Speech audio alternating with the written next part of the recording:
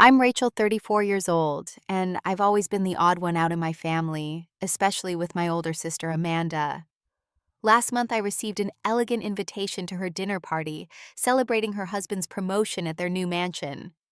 Despite our rocky history, I felt hopeful this could finally be our chance to mend fences. There was a strange note about special seating arrangements that I brushed off. Before I tell you what happened next, let me know where you're watching from, and hit subscribe if you enjoy family drama stories with unexpected endings. Growing up as the youngest of four siblings in our upper middle class Connecticut family wasn't always easy. We lived in a spacious colonial home in a leafy suburb where appearances mattered more than feelings. Our family dynamic was established early and rarely shifted throughout the years. Amanda, my oldest sister at 39, was always the perfectionist. From her immaculate grades to her picture-perfect wedding to Kevin, a financial executive with old money connections, she crafted a life that looked flawless from the outside. Her blonde hair was always styled just so, her clothes always designer, her opinions always stated as facts. She married Kevin 8 years ago in a ceremony featured in a regional wedding magazine, and they had just moved into their third home, each more impressive than the last. Brian, 37, followed the family tradition of success by becoming a corporate lawyer. He married Stephanie, a graphic designer, who gave up her career to raise their twins, Jacob and Emily. They lived in a renovated brownstone and embodied the having it all lifestyle that filled their carefully curated Instagram feed. Jessica, 36, broke the mold slightly by pursuing medicine instead of law or business. As a pediatrician married to another doctor, Michael, she balanced her successful career with raising their precocious daughter, Lily. They were the most approachable of my siblings, though Jessica still defaulted to Amanda's opinions in any family dispute. Then there was me, Rachel, the baby of the family, despite being in my 30s. I graduated from Harvard with honors and built a successful marketing career in New York City. Last year, I was promoted to executive creative director at one of the top agencies in Manhattan, an achievement that barely registered at our family's Christmas gathering. While my siblings all married in their 20s, I remained single, focusing on my career and friendships that didn't leave me feeling diminished. Rachel's still figuring things out was Amanda's standard line when introducing me to her friends despite my objectively successful life. I owned my apartment in Brooklyn, traveled internationally for both work and pleasure, and had built a fulfilling life that simply didn't match my family's traditional template. The pattern of being treated as the eternal child despite my accomplishments was most pronounced at family gatherings. Amanda would organize holiday dinners and family celebrations at her home, appointing herself the matriarch, despite our parents being very much alive and involved. At these events, I would inevitably find myself assigned to help in the kitchen or watch the children, while important conversations happened elsewhere. Rachel, would you mind keeping an eye on the kids? The adults need to discuss some investment options, Amanda had said last Thanksgiving, despite the fact that I managed a substantial portfolio myself and had actually studied finance alongside marketing. Our parents, Margaret and William, retired educators who now split their time between Connecticut and Florida, had long ago adopted a policy of non-intervention in sibling matters. Girls, work it out amongst yourselves, was my mother's mantra whenever I tried to address the inequality. Your sister just likes things a certain way, my father would add, effectively closing any discussion before it began. The past 3 years, I had spent my birthday alone in my apartment, while my family gathered at Amanda's summer home on the coast. The first year, the excuse was limited space, though colleagues of Kevin's had been invited. The second year, the invitation was extended so late that I had already made other plans. By the third year, we all pretended that my absence was normal, with a perfunctory phone call and belated gift card serving as my family's acknowledgement of my birth. I had attempted to address these issues with Amanda directly several times. The summer after my promotion, during a rare moment alone on her patio, I broached the subject. Amanda, I noticed that sometimes I'm treated differently from Brian and Jessica at family gatherings. I'm wondering if there's something I've done that bothers you. Her response was swift and dismissive. Oh, Rachel, you've always been so sensitive. We treat you differently because your life is different. When you have a husband and children, you'll understand family priorities better. That conversation ended with me being labeled too sensitive, and Amanda suggesting that perhaps I should talk to someone about my insecurities, which ironically I already was. Dr. Sarah Winters, my therapist of 2 years, had been instrumental in helping me build confidence and establish boundaries with my family. Our weekly sessions focused on recognizing family patterns and developing strategies to maintain my sense of self-worth, despite the subtle undermining I experienced with my siblings. Family dynamics established in childhood are difficult to change, Dr. Winters explained during one session. Your sister may need you to remain the baby to maintain her own identity as the responsible, successful one. With Dr. Winter's guidance, I had begun setting small boundaries like limiting holiday visits to 2 days instead of 5, and bringing a friend to family gatherings when possible. These small steps had made family interactions more bearable, if not actually enjoyable. So when the invitation to Amanda's dinner party arrived, I felt both the familiar dread and a spark of hope. Perhaps this would be different. Perhaps my recent profile in a major business magazine, which had brought congratulations from extended family and former classmates, had finally earned me a place at the adult table in my sister's eyes. The invitation arrived on a Tuesday afternoon, delivered by a courier in a cream-colored envelope with gold-embossed lettering. The heavy cardstock and formal wording suggested this wasn't a casual family gathering, but something Amanda wanted to impress her social circle with. Mr. and Mrs. Kevin Thornton request the pleasure of your company to celebrate his appointment as Chief Financial Officer of Westbrook Industries. Read the elegant script. The dinner was scheduled for the following Saturday at 7 in the evening with a dress code listed as formal attire. At the bottom, a handwritten note in Amanda's precise penmanship added, Rachel, we have special seating arrangements planned. Looking forward to seeing you there. A. My first reaction was surprise that I'd been included at all. Amanda's social events typically involved her husband's business associates, fellow country club members, and our married siblings. As a single woman without children, I was usually an afterthought invited only to family-specific celebrations. I called Jessica that evening to confirm that she and Michael would be attending. Of course we'll be there, Jessica said, her voice carrying the slightly harried tone of someone trying to cook dinner while talking on the phone. Amanda says it's really important that the whole family shows up to support Kevin. You know how these corporate politics work. I didn't actually, as my industry operated quite differently from Kevin's traditional finance world, but I didn't point this out. It's being catered by that chef who was on Top Chef last season, Jessica continued. And Amanda hired an interior designer to finish the dining room just for this event. She's been planning it for weeks. The underlying message was clear: this mattered to Amanda, which meant the family was expected to prioritize it accordingly. What do you think she means by special seating arrangements? I asked, trying to sound casual. Oh, you know Amanda and her organizing. Probably just making sure certain business associates sit near Kevin or something, Jessica replied vaguely. Listen, I've got to go. Lily's dance recital is tomorrow, and her costume needs adjusting. After hanging up, I sat on my couch staring at the invitation. Part of me wanted to decline to protect myself from the inevitable subtle jabs and feeling of exclusion. But another part, the part that still yearned for my sister's approval after all these years, wanted to go and show her that I was doing well, that I deserved respect. The next day, I took a half-day off work to shop for something appropriate to wear.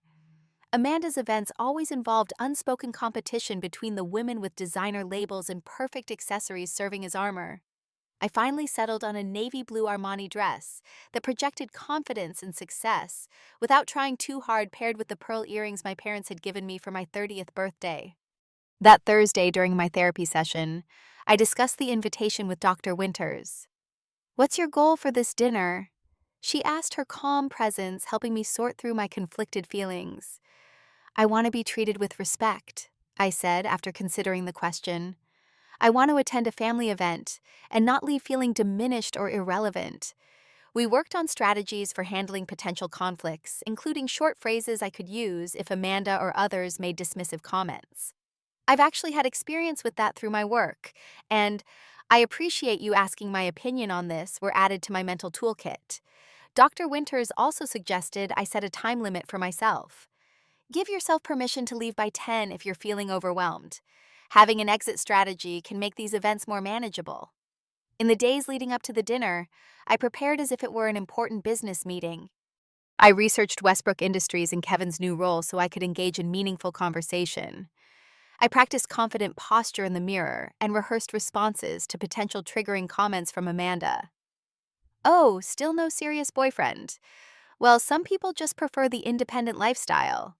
I imagined her saying to which I would respond, I'm enjoying building my career right now, but I'm open to the right relationship when it comes along, rather than my habitual defensive justifications. The night before the dinner, I recalled a similar event 2 years earlier, when Kevin had been promoted to vice president.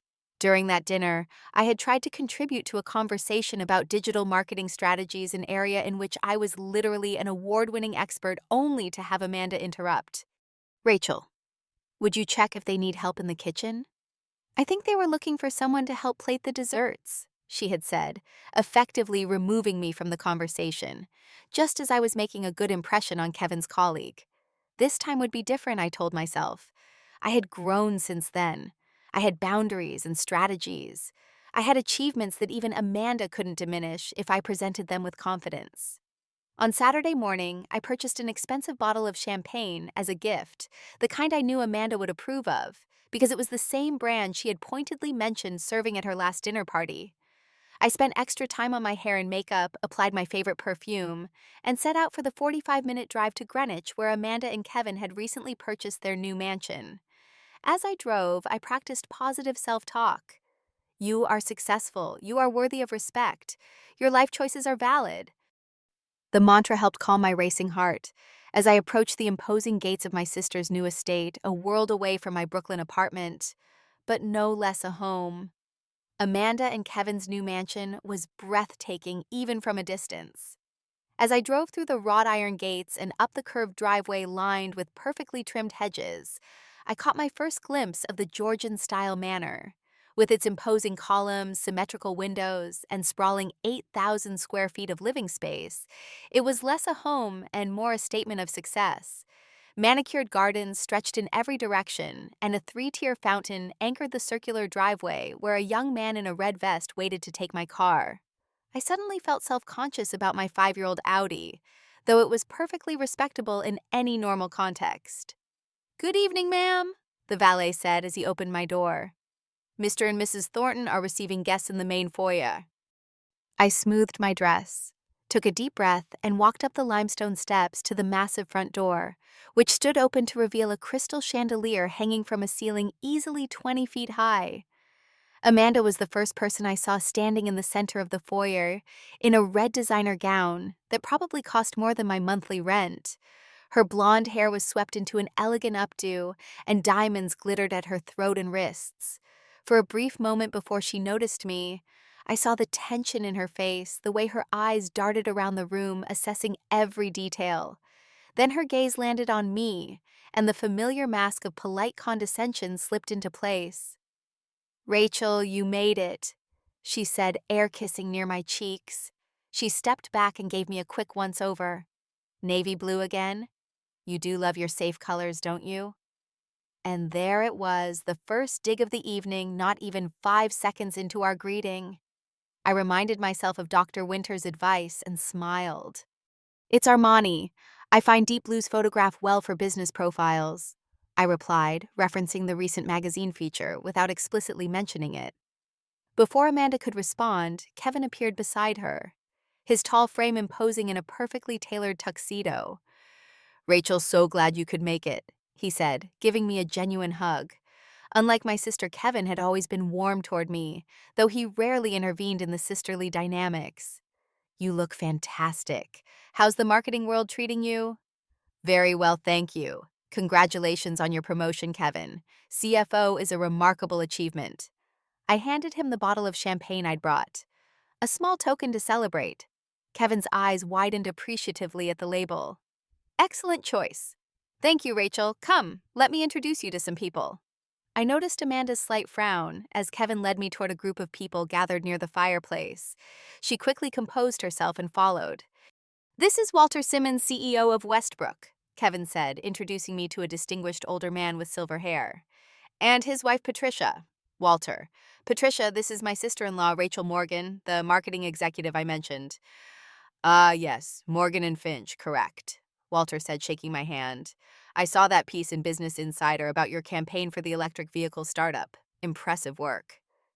I was momentarily stunned that he knew of my work, but quickly recovered. Thank you. It was a challenging project, but we're proud of the results. We should talk sometime, Walter continued. Our marketing department could use some fresh perspectives on reaching younger demographics. Rachel doesn't do automotive marketing specifically, Amanda interjected smoothly. It was just one project. Patricia, have you seen the new East Wing? We finally got the Italian marble installed in the master bath. With practiced precision, Amanda steered Patricia away, effectively ending my conversation with Walter before it could develop into anything meaningful. I spotted Brian and his wife Stephanie near the bar, along with Jessica and her husband Michael. They all looked impeccable in formal attire, clearly at ease in this luxurious setting. I made my way over to them, accepting a glass of champagne from a passing server. Rachel, you made it, Brian said, giving me a quick one-armed hug. Did you get stuck in traffic? We've been here for an hour already. The invitation said 7 o'clock. I replied, checking my watch. It's 7:15. Oh, family was supposed to come early for photos, Jessica explained with a hint of embarrassment. Amanda sent a text yesterday. I didn't receive any text, I said, pulling out my phone to check. There were no messages from Amanda. Probably just an oversight, Michael, Jessica's husband, said kindly. You know how hectic event planning can be. Before I could respond, Amanda swept over now in full hostess mode. I need to steal my siblings for some family photos before dinner. Rachel, you can join too now that you're here. The "now that you're here" stung, implying I was late rather than simply not informed of the earlier start time. But I kept my expression neutral as I followed them to the grand staircase where a photographer was setting up. The photo session was brief but telling. Amanda arranged us carefully with her and Kevin, in the center, our siblings and their spouses flanking them, and me positioned at the far edge. When the photographer suggested I move closer to the center for better balance, Amanda quickly overruled him. No, the lighting is better with Rachel on the end. Trust me, I know what works best for family photos. After photos, Amanda led us on a tour of the mansion, pointing out expensive features and name-dropping the designers and architects involved. As we moved through the cavernous living areas, she made several comments comparing the space to my Brooklyn apartment. This sitting room alone is probably the size of your entire place, Rachel, she said with a light laugh as we entered yet another elegantly appointed room. I don't know how you manage in such a small space. My apartment suits my needs perfectly, I replied, and the rooftop garden gives me amazing views of the Manhattan skyline. How quaint, Amanda said dismissively, before moving on to show off her custom kitchen with dual islands and commercial-grade appliances. During the cocktail hour that followed the tour, I managed to have several pleasant conversations with Kevin's colleagues, many of whom seemed genuinely interested in my work. Each time I established rapport with someone, however, Amanda seemed to appear out of nowhere, needing to introduce them to someone else, or requesting their opinion on something in another room. As I sipped my second glass of champagne near a window overlooking the illuminated gardens, I noticed Amanda's assistant, a harried-looking young woman named Bethany, arranging place cards on a silver tray. Amanda stood beside her, making adjustments, and speaking in a low, intense voice. I caught fragments of instructions, the Simmons at the head with Kevin, Brian and Stephanie next to the Johnsons. Make sure Michael is near Dr. Levine. Bethany nodded repeatedly, looking stressed, as she rearranged the cards according to Amanda's specifications. I couldn't hear anything about my own seating assignment, but I assumed I'd be somewhere at the large dining table I'd glimpsed earlier, probably at the far end, away from the important guests. As the cocktail hour wound down, I felt a mix of anxiety and determination. Despite Amanda's subtle attempts to marginalize me, I was holding my own with the guests, maintaining my composure, and even enjoying some of the conversations. Little did I know that the real test of my composure was yet to come. Ladies and gentlemen, dinner is served. The announcement came from a uniformed server standing at the entrance to the formal dining room. Guests began to move in that direction, conversations shifting to murmurs of anticipation about the gourmet meal ahead. I followed the crowd, scanning the elegantly set table for my name card. The massive mahogany table dominated the formal dining room set, with fine china crystal stemware and elaborate floral centerpieces. Silver candelabras cast a warm glow over the pristine white tablecloth, and servers stood at attention around the perimeter of the room. I walked slowly around the table, checking each place setting, but couldn't find my name anywhere. All 24 seats had cards, but none bore Rachel Morgan. Confused, I did another lap, thinking perhaps I had missed it. "Rachel," Amanda's voice came from behind me. "You're not in here." I turned to face my sister, who was smiling in that particular way that never quite reached her eyes. "Your seating is this way," she said, gesturing for me to follow her out of the dining room and down a hallway. Bewildered, I followed Amanda to a smaller room that appeared to be a breakfast nook off the kitchen. A round table had been set up with colorful plates, plastic cups with cartoon characters, and paper napkins.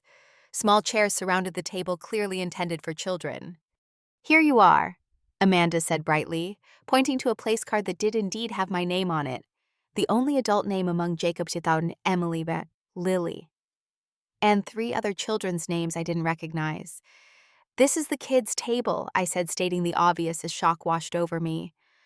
"Well, we had to separate the children from the adults for such an important business dinner," Amanda explained, as if this were perfectly normal. "Kevin's boss is very traditional, and you know how children can be disruptive." "But I'm not a child, Amanda. I'm 34 years old." "Of course you're not a child, Rachel," she said with a patronizing laugh. "But someone needs to supervise the kids, and since you're the only one without professional connections to Westbrook or a spouse involved in the industry, it made the most sense for you to take this role." I stood there speechless, as the full impact of the humiliation hit me. Not only was I excluded from the main dinner table, but I was literally being seated with children under 12 years old. "The kids already know you, so they'll be comfortable," Amanda continued, either oblivious to or unconcerned with my reaction. "And you always say you don't get to see your nieces and nephews enough. Think of it as quality time."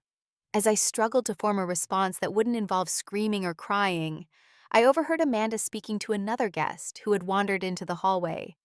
"We had to create separate seating for those who wouldn't quite fit in with the sophisticated conversation," she was saying in a stage whisper clearly meant for me to hear. "My sister works in advertising or something, not really in the same league as everyone else here." The guests made a sympathetic noise and they moved back toward the main dining room, leaving me standing alone by the children's table, my navy Armani dress and pearl earrings, suddenly feeling like a costume in a play where I'd been miscast. The children began filtering in, led by a nanny in a simple black dress. My nieces and nephews greeted me with varying degrees of enthusiasm. "Aunt Rachel!" Lily, Jessica's 10-year-old daughter, exclaimed. "Are you sitting with us?" "Apparently I am," I said, trying to keep my tone light for the children's benefit. "Why aren't you sitting with the grown-ups?" asked Jacob Bryan's 8-year-old son. "That's a very good question," I replied, pulling out one of the small chairs and trying to find a way to sit on it without feeling completely ridiculous. "Mom says Aunt Rachel is in charge of making sure we have fun during dinner," Emily, Jacob's twin sister, informed him, with the confidence of someone repeating an adult's exact words. "Are you a kid like us?" asked a small boy I didn't know, looking confused.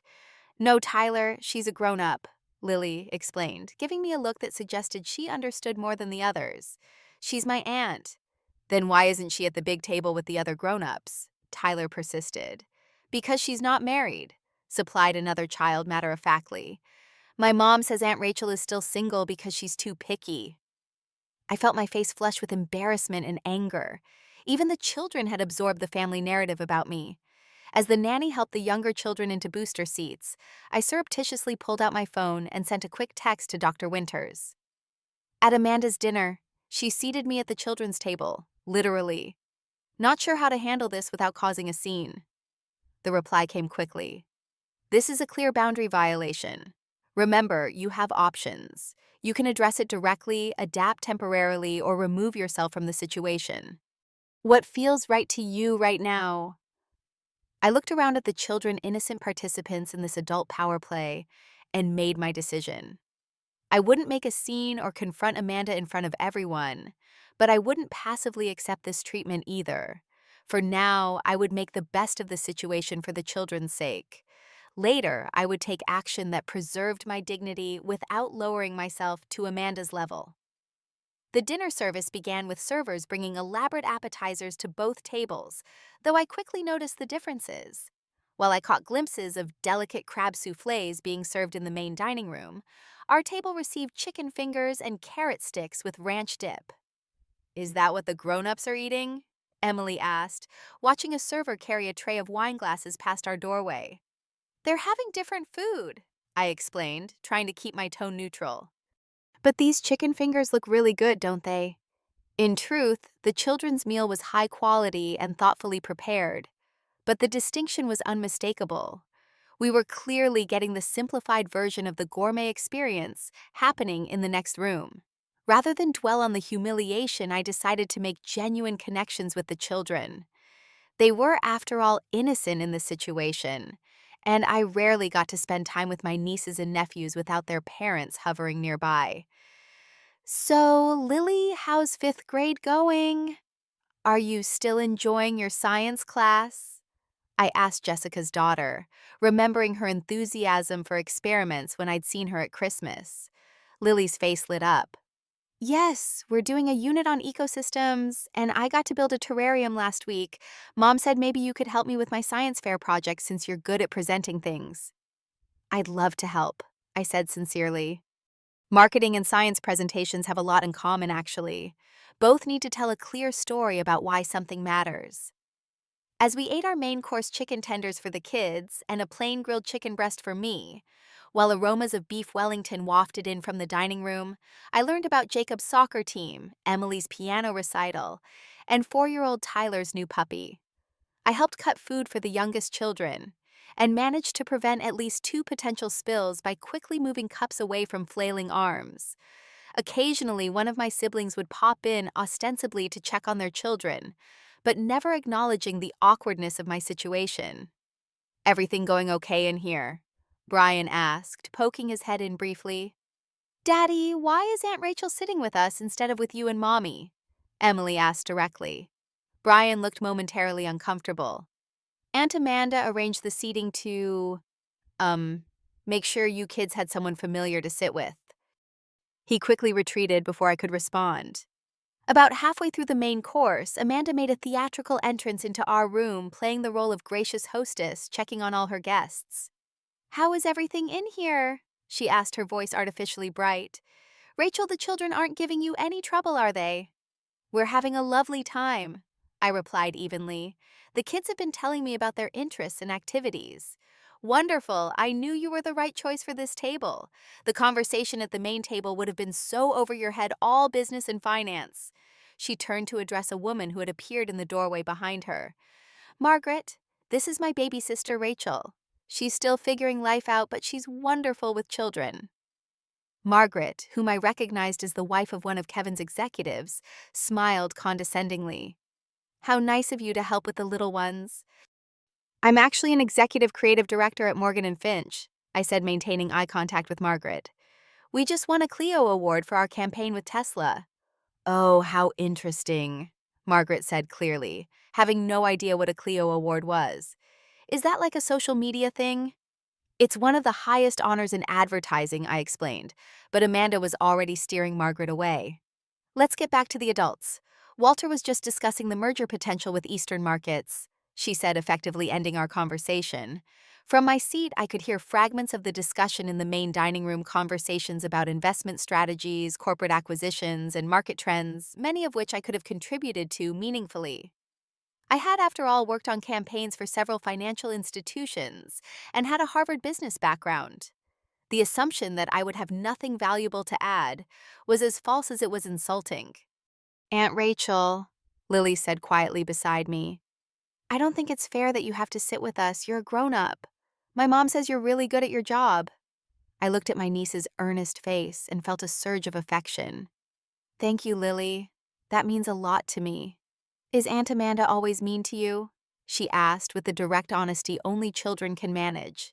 "She's not mean exactly," I said, choosing my words carefully. Sometimes people get stuck in patterns of how they see each other, especially in families. Your Aunt Amanda still sometimes thinks of me as the little sister, even though we're all adults now. Lily considered this. That's stupid. You have a cool job and your own apartment in New York. My friend Sophie's aunt lives in New York too, and Mom says she's very sophisticated. Out of the mouths of babes, as they say. As the dinner progressed, I found myself genuinely enjoying the children's company. They were curious, funny, and refreshingly honest, compared to the image-conscious adults in the next room. I helped them create a game with their napkins and utensils, showed them how to fold their paper napkins into simple animals, and listened to their stories with genuine interest. Near the end of the main course, I noticed Kevin standing in the doorway, a puzzled expression on his face as he took in the scene of me in my formal dress sitting with the children.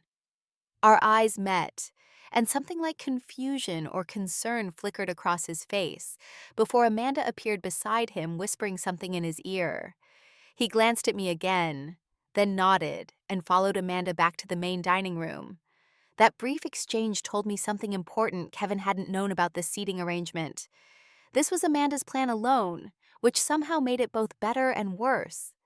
As dessert was being served elaborate chocolate soufflés for the adults and ice cream sundaes for us, I made my decision.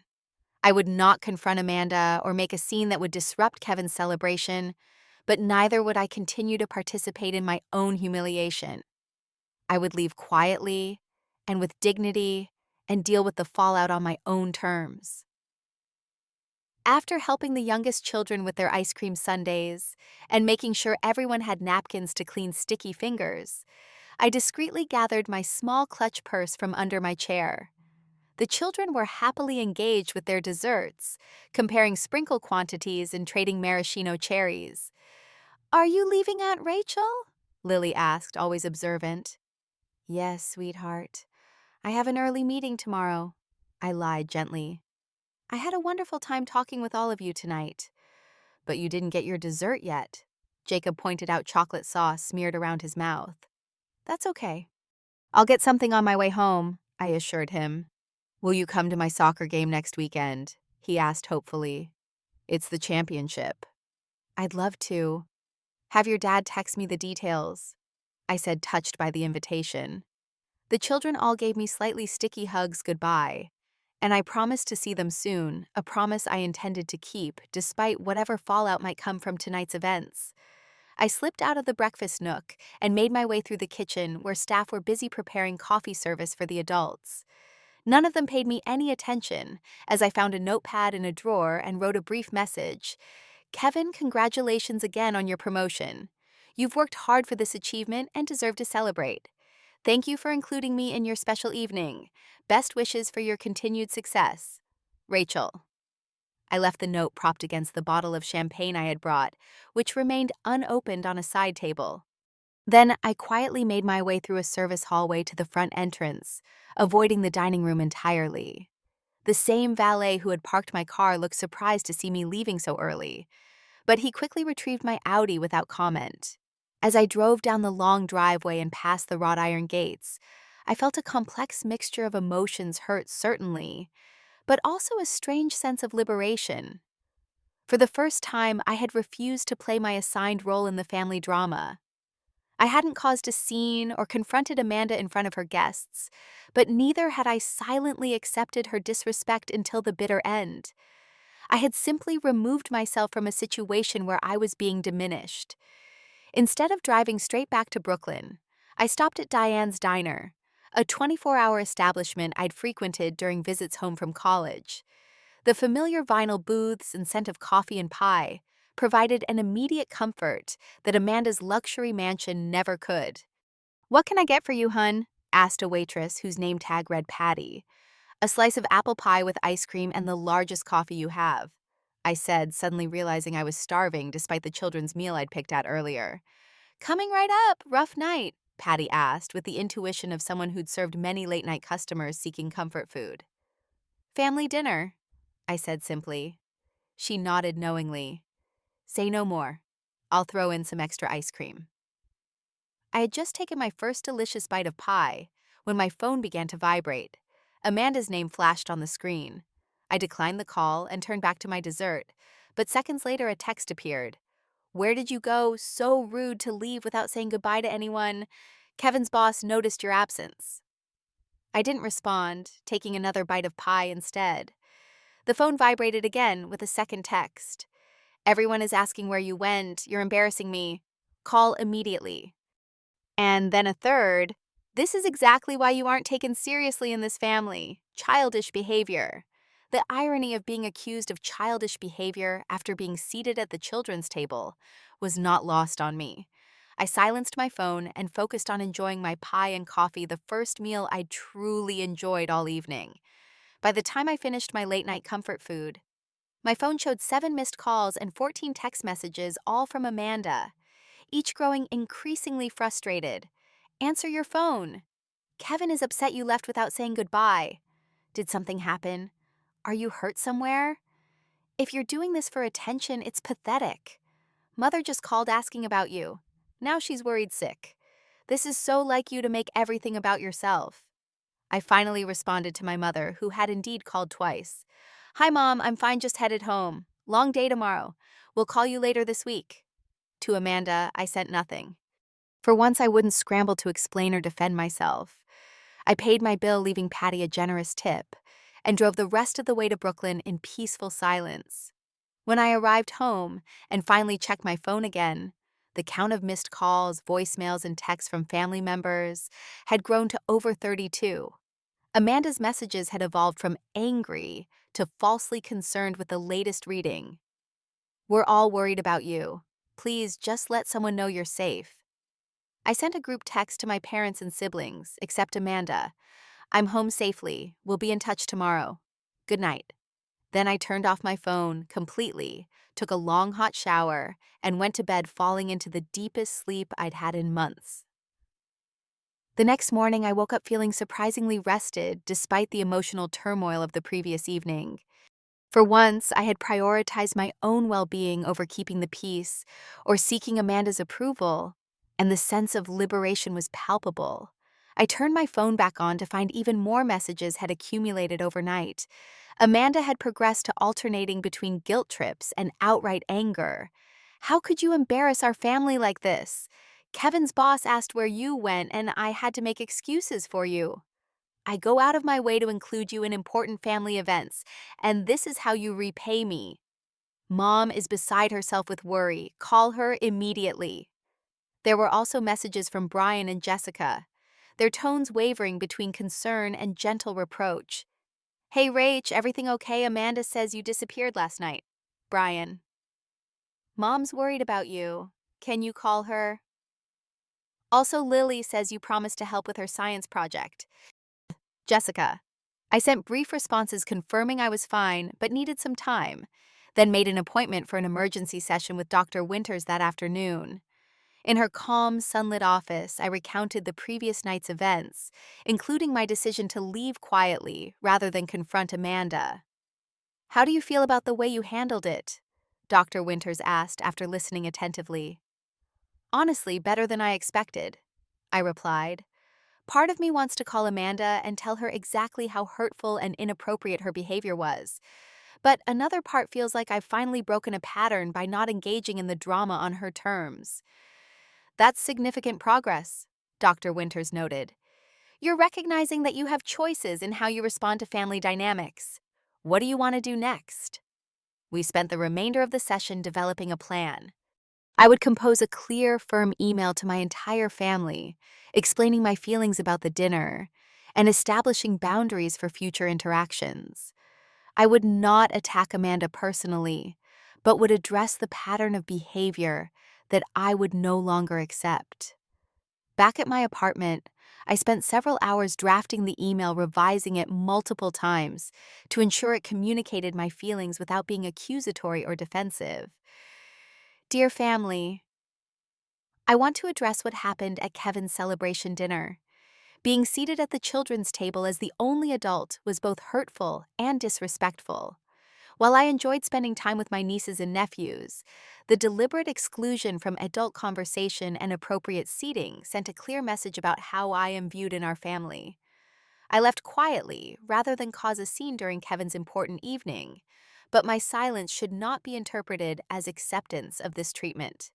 Going forward, I will no longer participate in family gatherings where I am not treated with the same respect afforded to other adult family members. I love you all and value our relationship, but that relationship must be based on mutual respect. I am taking some time to process this experience and would appreciate space for a few weeks. I'll reach out when I'm ready to talk further. Love, Rachel. I sent the email and then turned my attention to work and self-care, declining further calls from Amanda, but maintaining brief, cordial text exchanges with my other siblings and parents. The responses to my email varied widely. My parents expressed confusion and suggested I might be overreacting, though they acknowledged that seating me with the children perhaps wasn't ideal. Brian responded with a short, "Let's talk when you're ready," while Jessica sent a longer message expressing surprise about the seating arrangement and apologizing for not saying anything at the time. Amanda predictably responded with defensiveness. "I don't understand why you're making such a big deal out of this. Someone needed to watch the children. And since you're the only one without a spouse or professional connections relevant to Kevin's work, it made logical sense. If you had just said something instead of dramatically disappearing, we could have discussed it like adults." 3 days after the dinner, I received an unexpected call from Kevin. Curious about his perspective, I answered, "Rachel, it's Kevin. Do you have a minute to talk?" "Of course," I replied, surprised by the call. "I want to apologize about the seating arrangement at the dinner," he said directly. "I had no idea Amanda had put you at the kids' table until I noticed you were missing from the main room. I assumed you were in the restroom or taking a call until I saw you with the children." His candor was refreshing. "Thank you for saying that, Kevin. I wondered if you knew." "I did not," he confirmed firmly. "And I want you to know I've told Amanda that it was inappropriate and won't happen again. You're an accomplished professional and a valued member of this family." His acknowledgement meant more than I expected. "I appreciate that, Kevin. Congratulations again on your promotion. I'm sorry I left without saying goodbye to you." "Under the circumstances, I understand completely," he said. "I hope we'll see you at the next family gathering seated with the adults where you belong." A week later, Amanda finally called with what passed for an apology in her world. "I've been thinking about the dinner," she began without preamble. "While I still think you overreacted by leaving without saying anything, I can see how the seating arrangement might have seemed less than ideal from your perspective. It was just a practical decision based on space constraints and the need for someone to supervise the children." It wasn't a real apology, but it was as close as Amanda could come to acknowledging she'd been wrong. Rather than push for more, I simply said, "Thank you for calling, Amanda. I hope we can move forward with more mutual respect." In the following months, I made a conscious decision to temporarily distance myself from family gatherings that Amanda controlled. Instead, I focused on building stronger individual relationships with my other siblings and their children. I took Lily to the Natural History Museum to help with her science project, attended Jacob's soccer championship, and had Jessica and her family over to my apartment for dinner. I also invested more deeply in my chosen family of friends and colleagues, hosting small dinner parties at my apartment and organizing weekend trips to the Catskills. These gatherings, free from the hierarchies and history of my family of origin, nourished me in ways I hadn't fully appreciated before. 6 months after the infamous dinner, my mother organized a birthday celebration for my father at their Connecticut home. It would be the first time all of us would be together since the incident. When I arrived, Amanda was already there helping arrange flowers in the dining room. She looked up as I entered, and for a moment we simply regarded each other across the table. "Hello, Rachel," she said finally. "You look well." "Thank you. So do you?" I replied, setting down the gift I'd brought for our father. "I saved you a seat next to me at dinner," she said, gesturing to the place settings. "I thought we could catch up." It was a small gesture, but a meaningful one in our complicated sibling language. "I'd like that," I said sincerely. During dinner, Amanda asked genuine questions about my recent work projects and actually listened to the answers. When I mentioned a campaign I was developing for a financial services client, she said, "You should talk to Kevin about that. His perspective might be helpful." It wasn't a complete transformation in our relationship, but it was progress. The old patterns hadn't disappeared entirely, but they had been disrupted enough to allow new, healthier ones to begin forming. That evening, looking around at my family seated together at one table, I realized something important: standing up for yourself doesn't always require a dramatic confrontation. Sometimes the quietest actions, like simply walking away from mistreatment, can speak the loudest. I had spent years hoping for Amanda's approval, measuring my worth through her eyes. But by finally prioritizing my own self-respect, I had paradoxically earned a measure of respect from her as well. As the holidays approached, I made a bold decision. I would host Thanksgiving at my Brooklyn apartment. Though smaller than Amanda's homes, my place was warm and welcoming, with enough room for all of us if we squeezed a bit. "You'll host Thanksgiving?" Amanda had asked when I announced my plan, sounding genuinely surprised. "But you've never done that before." "There's a first time for everything," I replied calmly, "and I think it's time I took my turn." On Thanksgiving Day, my family gathered around the table I had carefully set in my dining area. There were no separate kids' tables, no hierarchy of seating, just family sharing a meal I had prepared, all of us equal participants in the conversation and connection. As I looked around at the faces of my parents, siblings, and their children, all seated together at one table, I felt a profound sense of peace. The journey to this moment had been painful at times, but necessary. Have you ever had to stand up to a family member who treated you as less than equal? What did you do? And did it change your relationship? I'd love to hear your experiences in the comments below. And if this story resonated with you, please like and subscribe for more stories about setting boundaries and finding your worth. Thank you for listening to my story, and remember, sometimes the quietest actions speak the loudest.